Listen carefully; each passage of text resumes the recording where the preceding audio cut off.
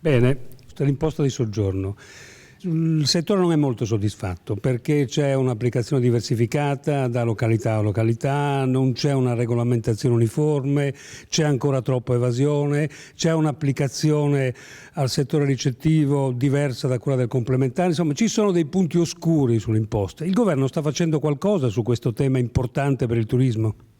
Intanto ci dobbiamo dire che è una tassa poco applicata, contrariamente a molti percezioni. Sono circa 300 i comuni che la applicano su 8.000 comuni e, diciamolo anche chiaramente, c'è un tasso di evasione molto eccessivo.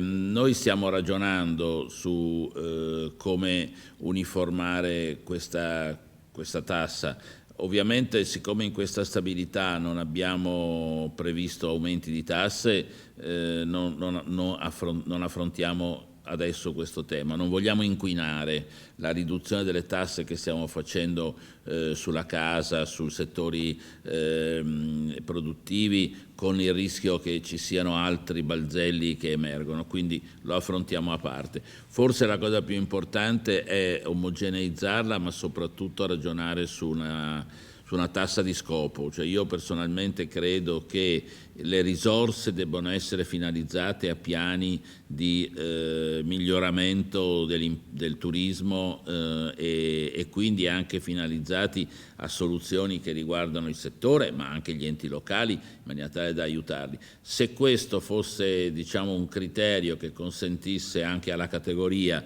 di guardare con un occhio più favorevole questa tassa, diffondendola nella sua omogeneità, soprattutto laddove è importante che ci sia, questo potrebbe essere un buon modo per finanziare anche il miglioramento delle attività turistiche.